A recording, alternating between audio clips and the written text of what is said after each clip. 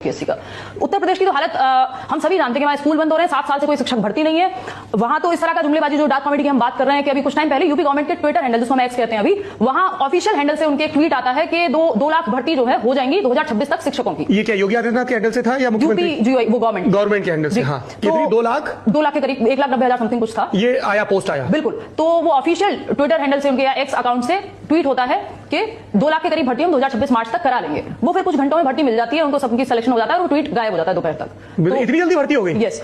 तो नोटिफिकेशन भी आ गया, पेपर भी हो गया, सारी चीजें सब सेलेक्ट हो गए और दोपहर तक ट्वीट ही डिलीट हो गया। ये ऑफिशियल अकाउंट की बात है। मतलब टीचर हम लोग जितने वीडियो नहीं बना पाए कि भर्ती आ रही है उतने तो डिलीट कर दिया हम लोगों ने।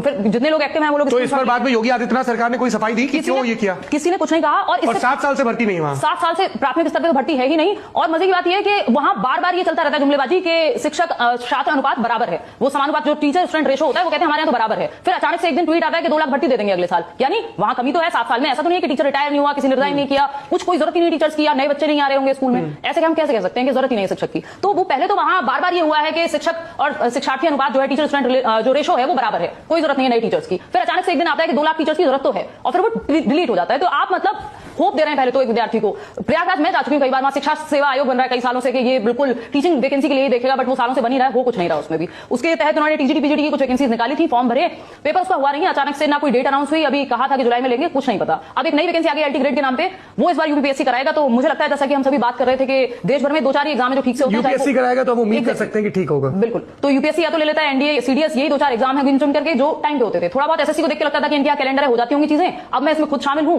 हम लोग साथ में सारे टीचर जा रहे हैं, तो स्थिति वहां तो और खराब है।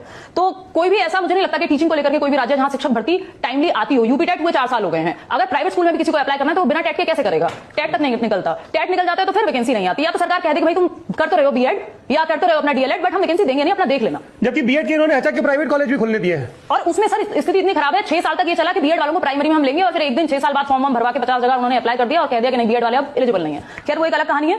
सीटेट साल में 2 बार हुआ करता था, इस बार वो भी नहीं हुआ, डिले हुआ है। लोग जाकर के जो टीचर और स्टूडेंट है वो आरटीआई लगाते हैं, तो वहां से जवाब आता है आरटीआई का, सीबीएसई कहता है कि वेबसाइट चेक करते रहो। तो डिले होने का रीजन बता दो, वेबसाइट चेक करते रहो तो हमें भी बताइए। वाह क्या बात है। व्यक्ति के अंदर धैर्य का संचार हो, ये शिक्षक सिखा पाए ना सिखा पाए, सरकार जरूर सिखाएगी। चेक करते रहो। केंद्रीय विद्यालय का एग्जाम हुए यानी नोटिफिकेशन आए लगभग 3 साल अब हो जाएंगे, तो मतलब हम क्यों कैलेंडर नहीं जारी कर सकते? देश को शिक्षकों की